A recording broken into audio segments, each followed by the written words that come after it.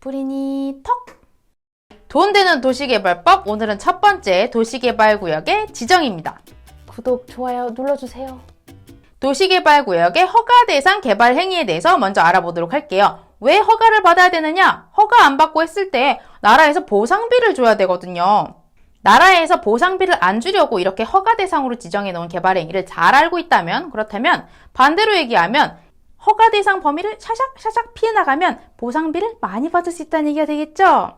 이 개발 행위를 허가하는 주체는 누구냐면 특강시장 군수예요. 그러면 구체적으로 그 허가 대상이 되는 행위가 무엇이 있는지 7가지에 대해서 얘기를 해보도록 할게요. 첫 번째로 건축물의 건축, 대수선, 용도 변경이 허가 대상입니다. 이때 건축물에는 가설 건축물도 포함돼요. 이 부분이 국계법이랑 구별되는 부분이죠. 국계법은 기본적으로 난개발을 규제하는 법이기 때문에 그래서 국계법에서는 가설 건축물은 대상이 되지 않습니다.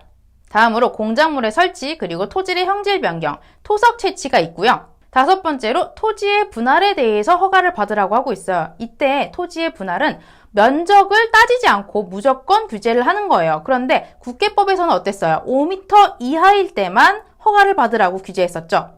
마지막으로 요즘에 핫한 주제죠. 중목의 벌채와 식재가 허가 대상입니다. 이 부분이 또 국계법과 구별되는 부분이에요. 국계법에서는 중목을 벌채하거나 식재하는 게 난개발과는 관련이 없다고 보아서 규제하지 않고 있죠.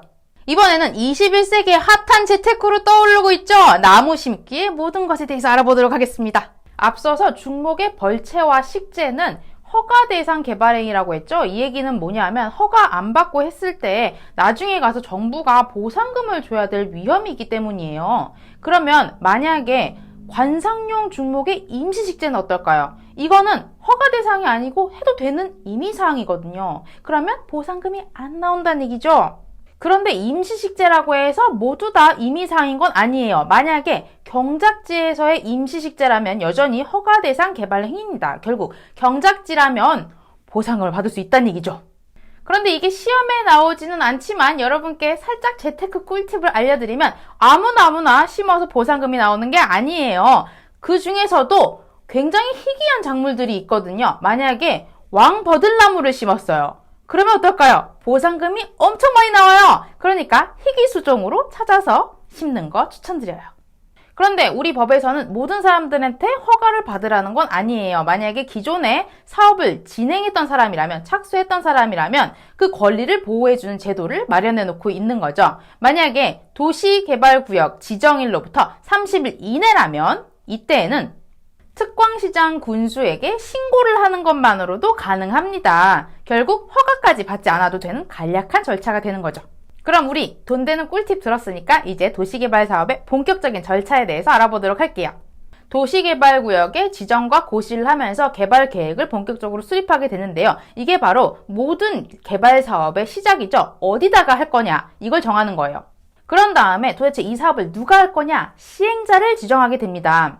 그리고 이제 사업을 어떻게 할 건지 실시 계획에 인가 고시를 하면서 이걸 수용 방식으로 할 건지 환지 방식으로 할 건지를 정하는 거죠.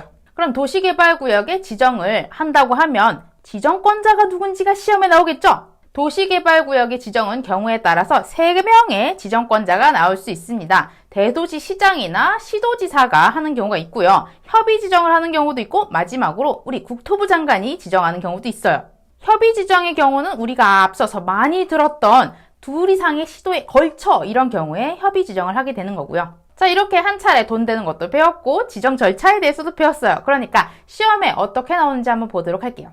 시험에 이렇게 나왔다고 해요. 중소벤처기업부 장관이 10만 제곱미터 정도 규모의 도시개발 구역을 지정할 때 국토부 장관에게 지정을 요청한다. 그러면 국토부 장관이 지정하는 건가요? 그런데 문제에서 숫자가 이렇게 나오게 되면 갑자기 엄청나게 헷갈리게 돼요. 왜냐하면 숫자를 우리가 너무 많이 외웠거든. 앞에서 30만 제곱미터도 외웠던 게 같고 10만 제곱미터도 괜히 있을 것 같아. 그런데 이렇게 해서 헷갈리다가 오답을 찍는 경우가 굉장히 많아요. 근데 이 보기에서는 이 문장이 맞는 말이에요. 왜냐하면 관계중앙행정기관장이잖아요. 그러면 면적을 따지지 않습니다. 그럼 여기서 우리 국토부 장관이 지정하는 경우 4가지를 한꺼번에 정리를 해보도록 할게요. 먼저 첫 번째가 방금 문제에서 봤던 국가나 중앙행정기관장 등, 즉 국가 등이죠. 이 경우에는 면적 요건 없이 국토부 장관이 지정할 수가 있어요. 두 번째가 공공기관의 장이거나 아니면 정부 출연기관의 장인 경우예요. 이 사람들의 경우에는 면적 요건이 중요해집니다. 30만 제곱미터 넘어야 되는 거, 그리고 국가 계획과 밀접한지 따져보시고요. 세 번째가 시도지사와 대도시 시장끼리 간에 협의가 안 된 경우예요. 이런 경우에는 중재자로서 국토부 장관이 지정을 해줘야 되겠죠. 네 번째가 천재지변 등의 경우예요. 당연히 이 경우에는 국토부 장관님 도와주세요. 지금 위기 상황이에요. 이렇게 해서 국토부 장관이 지정할 수 있는 경우가 되는 거죠. 다음으로 도시개발구역의 지정 제한에 대해서 얘기를 해보도록 할게요. 시행자로 지정되는 자는 도시개발구역의 지정을 제한할 수 있습니다. 제가 방금 지정이 되는 자라고 말을 했잖아요. 결국 국가나 지자체 같이 지정을 하는 주체가 되는 사람은 여기에 해당되지 않고요. 그리고 또 도시개발조합의 경우에도 이때 말하는 시행자에 속하지 않습니다. 왜냐하면 지금 도시개발구역을 지정하지도 않은 상태인데 여기서 지정 제한을 할 때 도시개발조합은 아직 있지도 않은 상태라는 거죠. 그럼 여기서 지정 제한을 할 수 있는 시행자라는 건 결국 비행정청을 말하는 거겠네요. 그럼 비행정청인 이 시행자가 지정 제한을 누구한테 할까요? 시장, 군수, 구청장한테 합니다. 그러면 이 시장, 군수, 구청장이 그 지정 제한을 받고 1개월 내에는 피드백을 줘야 되는 거예요. 피드백을 줄 때 시장, 군수, 구청장이 단독적으로 하는 게 아니라 시도지사에게 일단 이 사항에 대해서 요청을 하겠죠. 제가 지금 제안과 요청에 대해서 말씀을 드렸어요. 시험에서 얼마나 교묘하게 나오냐면 누가 뭘 제안하고 누가 뭘 요청하는지 이 부분이 또 바꿔서 낼 수가 있거든요. 이 부분을 헷갈리지 않게 공부하시는 방법은 공무원 사회라는 거를 상기시켜 보시는 거예요. 시장, 군수, 구청장이 어디 시도지사한테 상급청에게 제안을 하겠습니까? 요청을 해야죠. 시도지사님 이것 좀 해주세요. 요청해야죠. 자, 이런 식으로 생각하시면 절대 안 까먹어요. 그리고 이때 민간 시행자의 경우에는 동의 요건을 충족해야 돼요. 면적의 3분의 2 이상의 소유자 동의 요건을 지켜야 한다는 점 기억하시고요. 제가 이 절차를 설명해 드리면서 30일 이내에, 그러니까 한 달 이내에는 피드백을 줘야 된다 이렇게 말씀을 드렸지만 사실 이렇게 피드백을 줘야 되는 기간이 제도별로 다 달라요. 그럼 이걸 한꺼번에 정리를 해서 공부를 하면 좋겠죠? 제안에 대한 통보 기간을 한꺼번에 정리를 해드리도록 할게요. 방금 말씀드렸던 도시개발구역의 경우에 1개월 이내죠. 동그라미 쳐서 우리 구역 내에서는 1개월 이내에 기억하시고 15일씩 늘어나는 걸로 생각해 주시면 이해가 빠릅니다. 도시개발구역에서 30에 15를 더한 45일을 기준으로 해서 통보를 해야 되는 게 바로 도시군 관리계획이고요. 이 관리계획에다가 다시 15를 더한 게 바로 정비계획 60일 이내에 통보를 해야 된다 이런 거죠. 그런데 항상 부득이한 경우가 있겠죠. 이 경우에는 이 둘의 15를 쪼르륵 내려서 30일을 더 준다 이렇게 생각하시면 빠릅니다. 시험장 가서도 기억나시라고 간단하게 정리를 다시 해드릴게요. 개발 30일 쿡 도장 찍고요. 그 다음에 관리 45, 정비 60, 부득이하면 30일 추가. 이번에는 도시개발구역의 대상 지역 및 그 규모에 대해서 알아보도록 할게요. 먼저 도시지역 내에서는 주상, 생산녹지, 자연녹지가 1만 제곱미터를 넘어야지 되는데요. 이때 주의하실 부분이 생산녹지의 경우에는 30%를 넘으면 안 된다는 거 기억해 주셔야 돼요.